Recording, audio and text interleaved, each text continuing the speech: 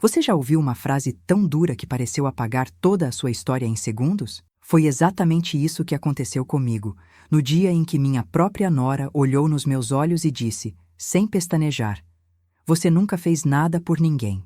Aquelas palavras carregavam não apenas desprezo, mas também uma tentativa de me reduzir a nada, como se décadas de sacrifícios pudessem ser apagadas com uma sentença cruel. A verdade é que a humilhação materna não vem apenas em brigas escancaradas, mas em comentários aparentemente simples, carregados de desprezo velado. São frases que ficam ecoando na mente, que transformam o silêncio em um peso insuportável. E eu sei que não sou a única que já sentiu esse tipo de dor. Talvez você também já tenha passado por um momento de rejeição familiar, em que aquilo que você fez de mais valioso foi ignorado como se fosse invisível. Naquele instante, confesso que o coração apertou. Por alguns segundos, me senti apenas um fardo, um peso morto dentro da própria família. É como se toda a minha existência tivesse sido reduzida a pó diante daquela frase. Mas é justamente nesses momentos que nasce algo que ninguém pode tirar: a coragem silenciosa. E foi ali, em meio ao cansaço emocional e à sensação de invisibilidade da mãe, que eu percebi que precisava reagir. Não com gritos, não com acusações, mas com a força de uma história que estava guardada dentro de mim.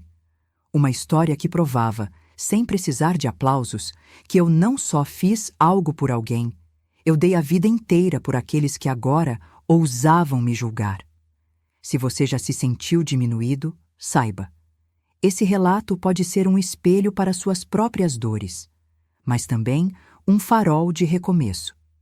Porque às vezes, aquilo que chamam de fraqueza é justamente a semente do renascimento. Hoje, vou abrir meu coração para mostrar como transformei a maior traição silenciosa em uma chance de reconstrução da dignidade. Prepare-se, porque o que você vai ouvir não é apenas a minha história. É um convite para você também escolher a si mesmo.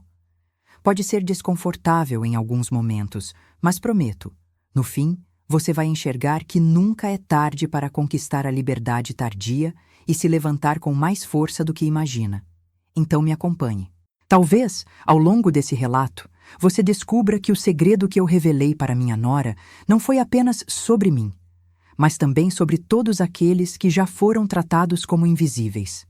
Nunca imaginei que uma frase pudesse carregar tanta crueldade em tão poucas palavras. Quando minha nora disse que eu nunca fiz nada por ninguém, senti como se toda a minha vida fosse apagada num estalar de dedos. Aquelas palavras cortaram fundo, mais do que qualquer briga aberta, porque não vieram acompanhadas de gritos, mas de um desprezo velado que dói na alma.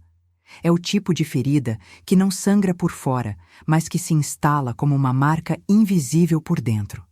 O ambiente estava cheio de gente, mas de repente parecia que só existiam duas pessoas: eu e aquela acusação cruel.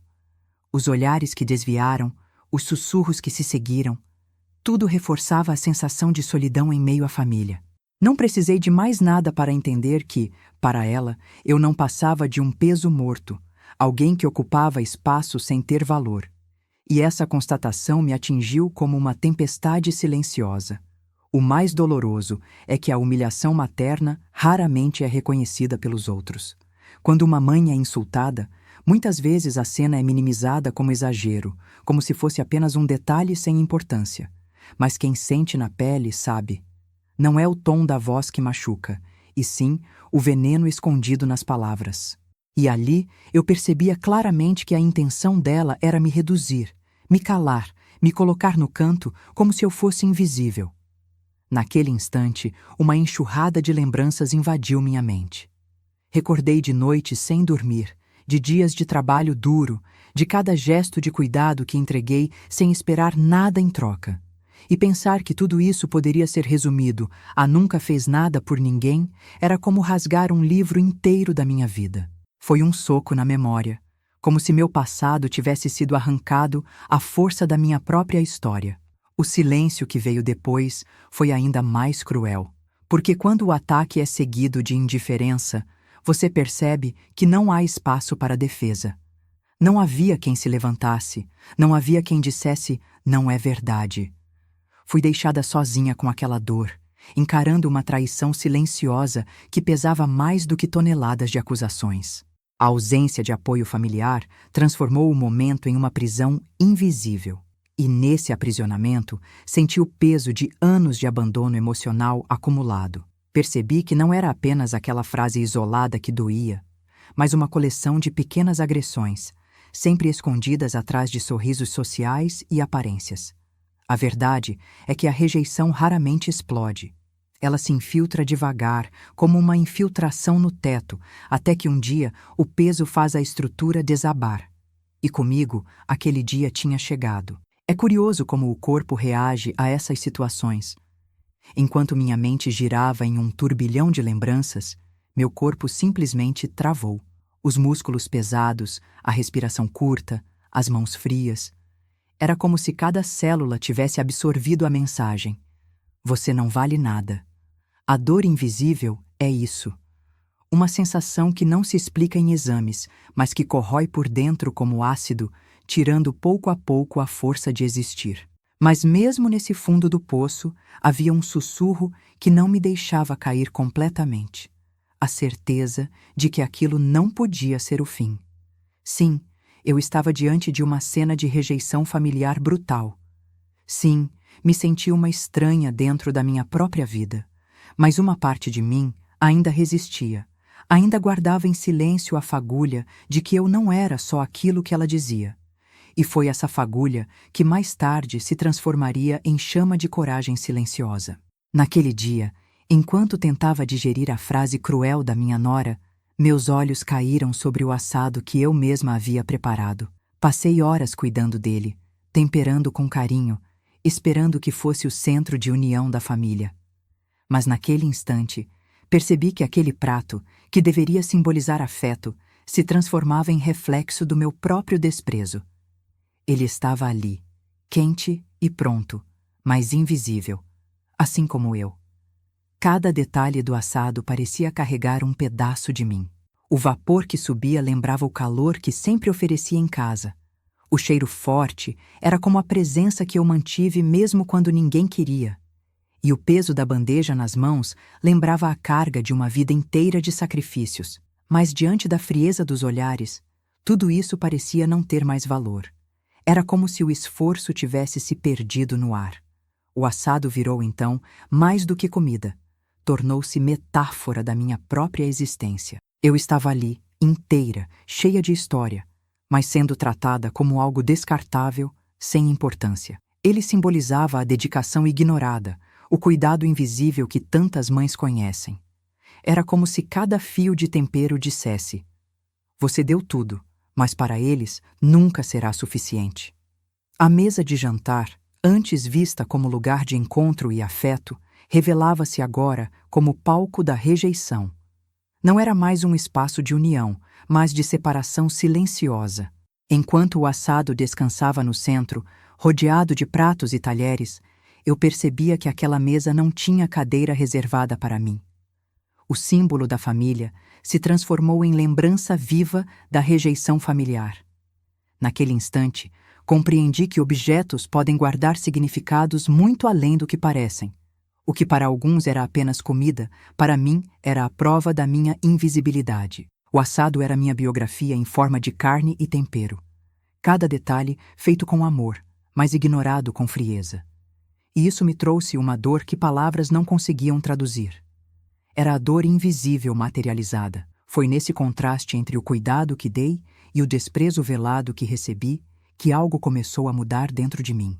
Se até aquele assado, feito com tanto zelo, podia ser ignorado, então eu precisava parar de esperar reconhecimento de quem não queria enxergar. A verdade é que a busca por aprovação em corações gelados é uma estrada sem saída. E naquele momento, comecei a perceber que o valor que procuro não precisa vir de fora. Enquanto todos se serviam como se nada tivesse acontecido, senti uma mistura de cansaço emocional e lucidez. Era como se o assado gritasse por mim, denunciando que eu não tinha mais lugar naquela mesa. Não precisava ninguém dizer. Os talheres que raspavam nos pratos já confirmavam minha exclusão. O barulho do jantar em família contrastava com o silêncio ensurdecedor da minha alma. E foi assim que um simples prato de comida se transformou em um símbolo de ruptura. O assado, preparado com amor, virou metáfora do meu recomeço interior. Percebi que eu podia escolher outro destino, uma mesa diferente, uma vida em que não fosse invisível. E esse objeto, aparentemente banal, acabou sendo o estopim da minha coragem silenciosa. Foi nesse silêncio pesado que decidi me levantar. Não houve gritos, nem lágrimas dramáticas, apenas um gesto firme e inesperado. Peguei o assado com cuidado, como se carregasse junto todas as feridas que acumulei ao longo dos anos. Cada passo em direção à porta era um manifesto sem palavras, um grito abafado contra a humilhação materna que eu já não suportava. O mais doloroso foi perceber que ninguém tentou me impedir. Os talheres continuaram a bater nos pratos, as conversas seguiram como se nada estivesse acontecendo. Essa indiferença revelou mais do que 1000 insultos poderiam mostrar. Eu já não fazia falta naquela mesa. Era a prova de que a solidão em meio à família é mais cruel do que a ausência de estranhos. Com o assado firme nas mãos, senti um peso estranho. Era ao mesmo tempo a carga de uma vida inteira de dedicação e o alívio de finalmente escolher a mim mesma. Não era um ato de vingança, mas de libertação. O silêncio que me acompanhava na saída não era de vergonha, mas de coragem silenciosa. Eu estava, pela primeira vez, me priorizando. A mesa de jantar, que antes parecia me aprisionar, ficou para trás como símbolo de tudo o que eu não queria mais. Não me cabia mais esperar migalhas de afeto em um espaço que me tratava como um fardo. Era hora de abandonar aquele palco de traição silenciosa e buscar um cenário onde eu pudesse existir de verdade.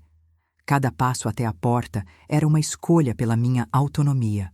Quando a porta se abriu, o ar frio da noite me envolveu como um abraço inesperado. O contraste entre o calor do assado e a brisa gelada parecia traduzir a diferença entre o que eu oferecia e o que recebia. Lá fora, o silêncio da rua soava mais acolhedor que o barulho da família reunida. E foi nesse contraste que percebi. Às vezes, é no afastamento que nasce o renascimento. Caminhar com aquela bandeja nas mãos parecia surreal. Eu, que sempre servia aos outros, agora carregava algo só para mim. Cada quarteirão percorrido era uma metáfora da minha jornada. Deixava para trás a rejeição familiar e abraçava a possibilidade de um recomeço interior. O peso físico do prato refletia o peso emocional que eu estava finalmente aprendendo a soltar. Atrás de mim, não houve chamados, nem passos apressados. Apenas o som das risadas continuando, como se minha ausência não tivesse importância. E foi justamente essa ausência de reação que me deu mais força. Eu compreendi que esperar reconhecimento ali era como esperar flores em solo árido. A única saída era cultivar meu próprio jardim. Foi assim, sem escândalos nem discursos, que dei o primeiro passo para a liberdade. Minha virada não veio em um gesto grandioso, mas em um movimento simples: levantar-me e sair. Às vezes, a maior revolução nasce da decisão silenciosa de não aceitar mais o papel de invisibilidade da mãe. E naquela noite, eu escrevi o início da minha nova história. Ao chegar em casa, fechei a porta atrás de mim e respirei fundo. O silêncio que antes parecia vazio, agora soava como liberdade. Coloquei o assado sobre a mesa da cozinha e, pela primeira vez em muito tempo, senti que aquele espaço era só meu. Não havia olhares de desprezo velado, não havia sussurros, apenas eu e a chance de reconstruir minha própria paz. Peguei um prato antigo, daqueles com flores azuis já gastos pelo tempo, e servi uma porção generosa. Cada garfada tinha um gosto diferente. Não era mais comida para alimentar os outros, mas um ato de amor próprio. O simples gesto de comer sozinha deixou de ser triste e virou símbolo de autonomia. Eu descobri ali o poder de transformar solidão em presença. Depois de comer, lavei o prato com calma, sem pressa. Cada movimento parecia limpar não só a louça, mas também anos de humilhação materna. Ao enxugar o prato e guardá-lo, senti uma onda de dignidade percorrer meu corpo. Era como se eu dissesse a mim mesma: você ainda tem valor, mesmo que eles não enxerguem. Sentei-me na poltrona perto da janela e fiquei olhando a noite. O vento balançava as árvores e o som das folhas era mais aconchegante que qualquer conversa da mesa de jantar. Naquele canto simples, encontrei o que não encontrava em meio à família: respeito. E percebi que, às vezes, o melhor lugar do mundo pode ser aquele que você reconstrói em silêncio. O relógio antigo, parado havia semanas, chamou minha atenção. Decidi dar corda nele, e quando voltou a marcar as horas, senti como se também tivesse dado corda em mim. O tic-tac ecoava como símbolo de reconstrução da dignidade, lembrando-me que o tempo da minha vida ainda me pertencia. Pequenos gestos podiam carregar significados gigantes. Aos poucos, fui entendendo que aquele lar, antes esquecido, era meu verdadeiro refúgio. Não era grande, não era cheio de gente, mas ali eu podia ser quem eu era sem pedir licença. A solidão em meio à família havia se transformado em paz dentro de mim. Descobri que liberdade não é ausência de companhia, mas presença de si mesma. O cansaço emocional que me esmagava começou a dar lugar a um suspiro de alívio. Finalmente, eu estava vivendo um momento em que ninguém me controlava, ninguém me diminuía. O silêncio da casa não me machucava. Pelo contrário, me curava. Era como se cada parede dissesse: aqui, você não é um fardo. Você é a dona da sua história. Naquela noite, deitei na minha cama e fechei os olhos com uma serenidade rara. Não havia gritos, não havia julgamentos, apenas a certeza de que eu tinha feito a escolha certa. E foi nesse refúgio de dignidade que plantei a primeira semente do meu renascimento. Naquela poltrona junto à janela, enquanto o vento noturno balançava as cortinas, memórias começaram a ressurgir. Não eram lembranças felizes, mas cenas de humilhação materna que eu havia engolido em silêncio. Lembrei de quando Júlia me repreendia na frente dos outros, transformando cuidados em erros e afeto em falhas. Eram pequenos cortes diários que, juntos, formaram uma ferida invisível.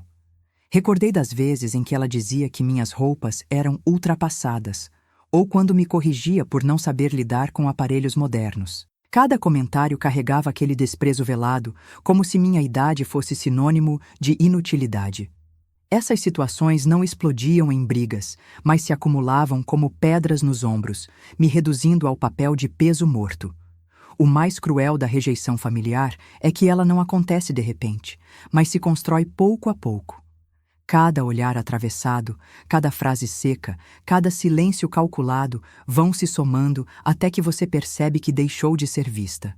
A invisibilidade da mãe não chega de uma vez, ela se instala como uma sombra que rouba a luz aos poucos. Enquanto me perdia nessas memórias, lembrei de Grace, minha filha já falecida. Ela sempre foi o oposto de Júlia, atenciosa, carinhosa, dona de um amor verdadeiro que não precisava ser anunciado. Grace me ligava todos os dias só para perguntar se eu estava bem.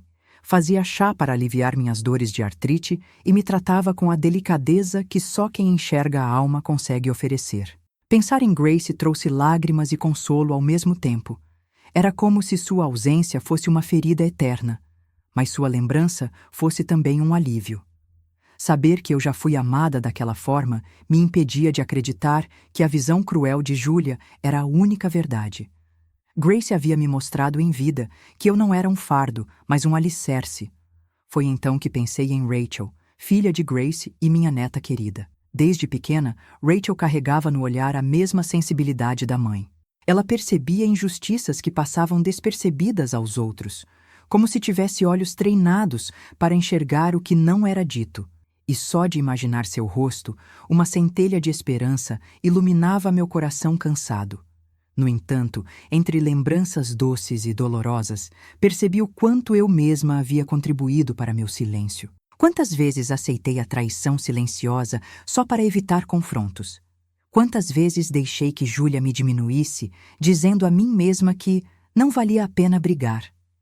Esse conformismo foi me apagando devagar, até que quase esqueci quem eu era. As memórias daquela noite não eram apenas flashes do passado, mas um chamado para despertar. Eu entendi que não poderia mais viver engolindo dor invisível como se fosse natural. Se Grace me enxergava como forte e Rachel ainda carregava essa herança, eu também precisava acreditar nisso. As lembranças dolorosas eram, paradoxalmente, o combustível para minha coragem silenciosa. No dia seguinte àquela noite difícil, ouvi o telefone tocar. Era Rachel, minha neta, com sua voz doce que sempre me trazia paz. "Vovó, está tudo bem?" perguntou.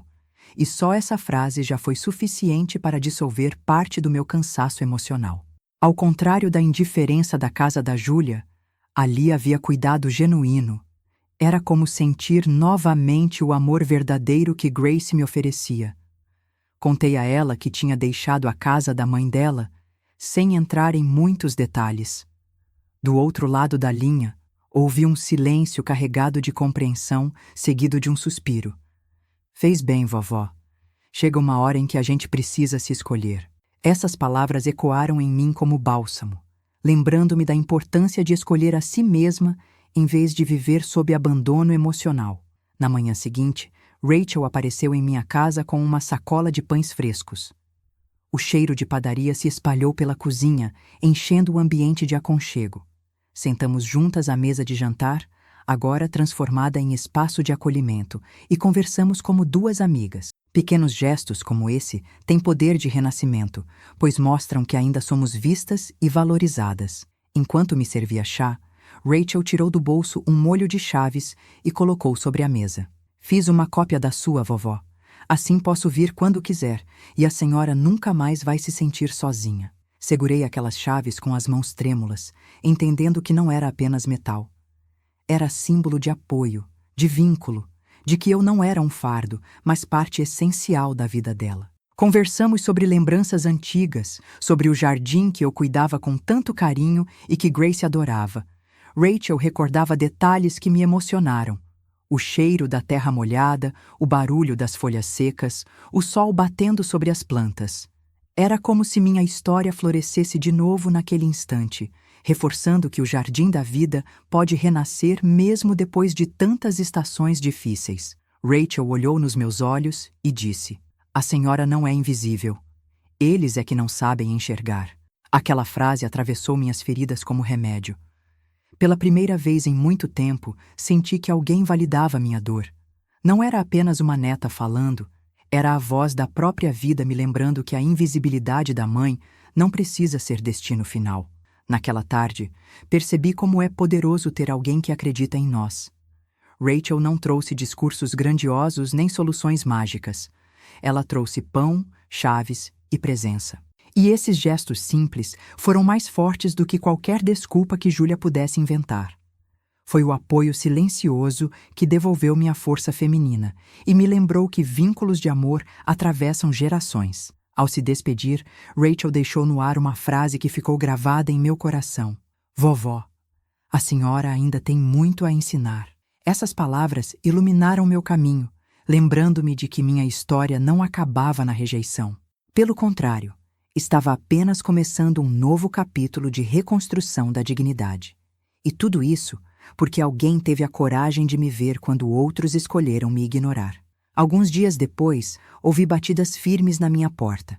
Era Júlia, minha filha, com o rosto carregado de pressa e uma voz fingidamente suave. "Mãe, precisamos conversar."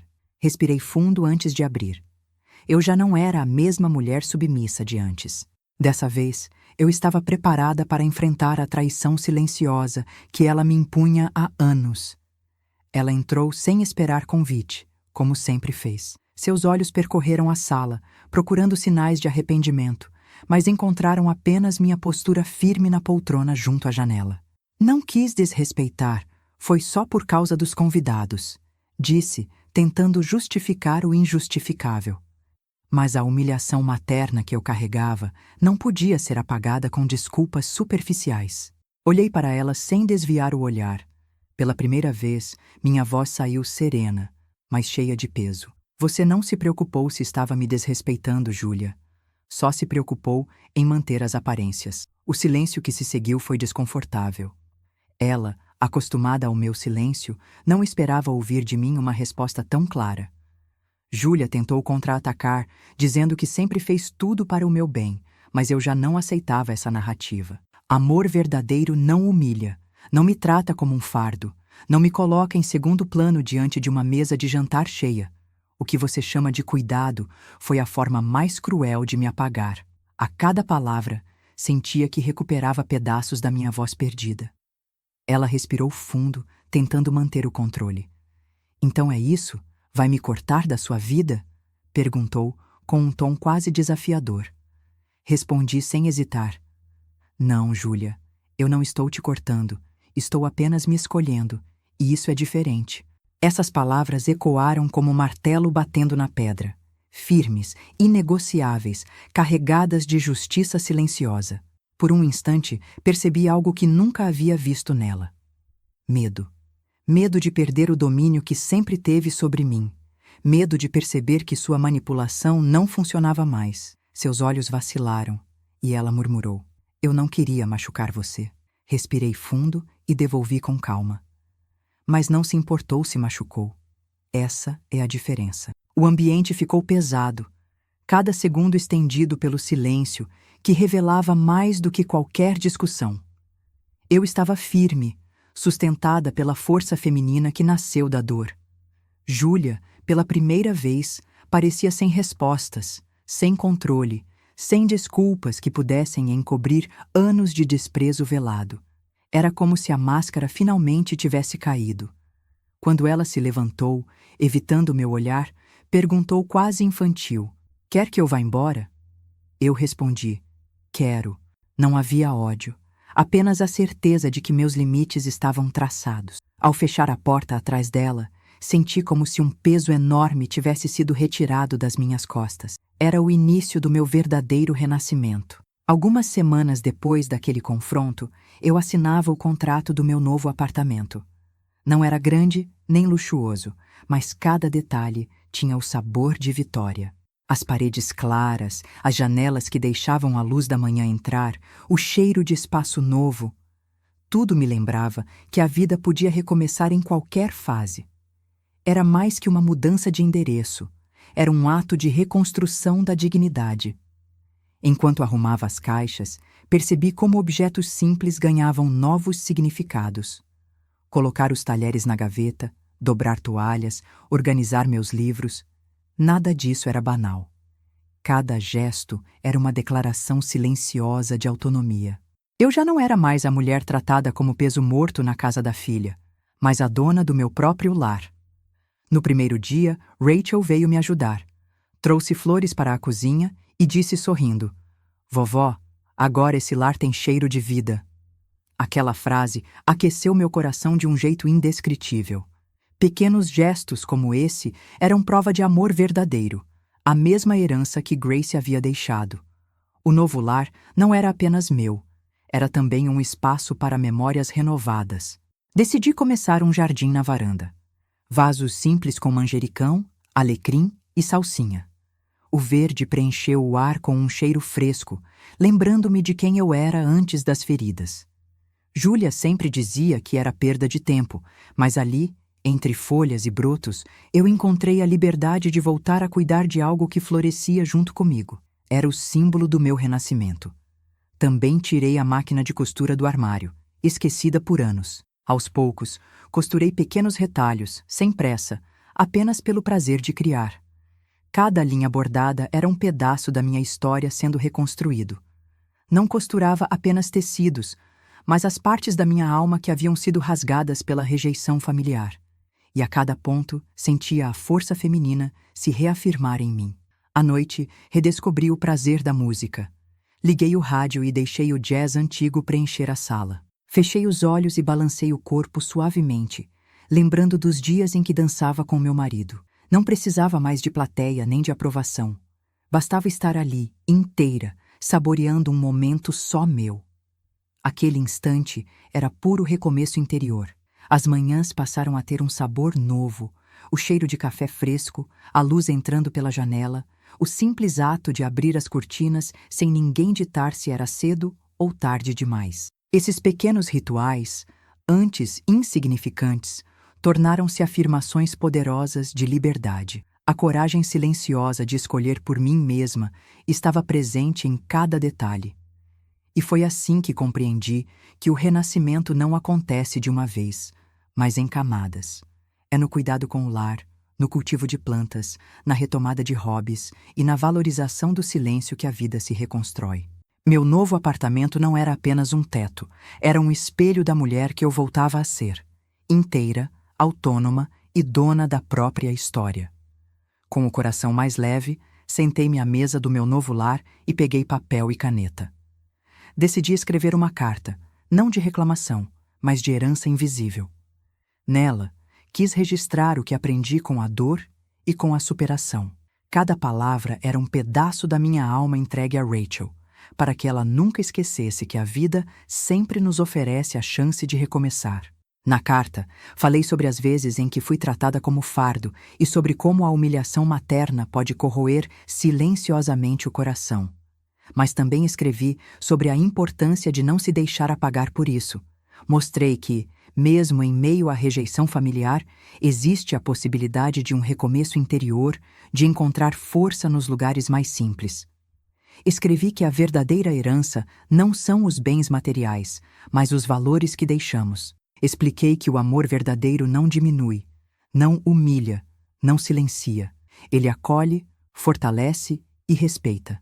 Pedi a Rachel que nunca aceitasse migalhas de afeto disfarçadas de cuidado e que sempre tivesse a coragem de escolher a si mesma, mesmo que isso significasse nadar contra a corrente. Também deixei claro que documentos e vontades já estavam organizados. Não para falar de fim, mas para mostrar que a autonomia é um bem precioso que ninguém pode nos tirar. Eu queria que ela entendesse que garantir seu próprio caminho é um ato de amor, não de egoísmo. Era minha forma de mostrar que justiça silenciosa também é planejamento. Contei lembranças simples: os dias no jardim, o barulho do relógio antigo, o cheiro do assado que tantas vezes preparei. Expliquei que esses objetos eram mais do que coisas, eram símbolos de quem eu era. Símbolos de uma mulher que, apesar da dor invisível, nunca deixou de lutar para florescer. Cada detalhe era uma lição disfarçada em memória. Terminei a carta com uma frase que resumia tudo: você nunca precisará pedir permissão para se escolher. Essa era a mensagem que eu queria que ecoasse por gerações, como um legado maior que qualquer bem material. Era a lembrança de que força feminina nasce justamente quando tentam nos calar. E eu queria que Rachel levasse isso para a vida. Ao dobrar o papel e colocá-lo em um envelope, senti um alívio profundo. A carta não era apenas para minha neta. Era também para mim. Era a prova de que consegui transformar abandono emocional em renascimento. E que mesmo a pior das feridas pode se transformar em farol para quem vem depois. E agora, ao compartilhar essa história, quero perguntar a você: já viveu algo parecido? Já se sentiu invisível dentro da própria família, como se fosse apenas um objeto esquecido? Se sim, que essa narrativa sirva como convite. Não aceite ser reduzido ao silêncio. Sua vida ainda tem valor, e sempre é tempo de começar de novo. A vida, por vezes, nos coloca diante de situações que testam não apenas nossa paciência, mas também nossa própria identidade. Ser tratada como fardo ou alvo de desprezo velado pode nos levar a acreditar que não temos mais valor. Mas a verdade é que cada cicatriz guarda em si uma história de resistência. E é justamente dessas marcas que nasce a possibilidade de um renascimento. Quero que você reflita. Quantas vezes você aceitou menos do que merecia para manter a paz? Quantas vezes se calou diante de uma traição silenciosa, acreditando que era melhor evitar conflito? E quantas vezes deixou de lado seus sonhos por medo de ser rejeitado? Se essas perguntas doem, é porque talvez seja a hora de olhar para si mesmo com mais carinho. A boa notícia é que nunca é tarde para mudar. A coragem silenciosa não precisa ser barulhenta. Ela nasce em pequenos gestos, como arrumar uma gaveta, dar corda em um relógio antigo, regar uma planta ou até cozinhar algo só para si. Esses detalhes simples podem parecer banais, mas são os primeiros tijolos da reconstrução da dignidade. Não espere reconhecimento daqueles que insistem em não enxergar seu valor. Muitas vezes, a justiça silenciosa acontece quando você para de implorar por migalhas e começa a oferecer a si mesmo o banquete que merece. A vida é generosa com quem decide, mesmo tardiamente, escolher a si mesma. Pergunte-se hoje: quais áreas da minha vida preciso recuperar? Onde deixei minha voz ser abafada? O que posso fazer agora, mesmo que pequeno, para retomar minha autonomia? Pode ser uma decisão simples, mas carregada de significado. O importante é não deixar que a dor invisível dite o rumo da sua história. Lembre-se de que você não está sozinho. Assim como Rachel apareceu para mim, sempre haverá alguém disposto a nos estender a mão. Pode ser um amigo, um neto ou até um desconhecido que cruza nosso caminho.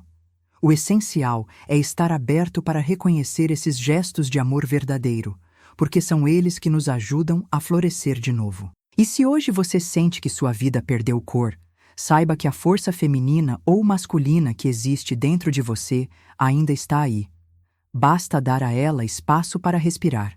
O recomeço interior não exige aplausos nem plateia. Exige apenas que você se escolha, uma e outra vez, até que o hábito de se respeitar vire sua nova identidade.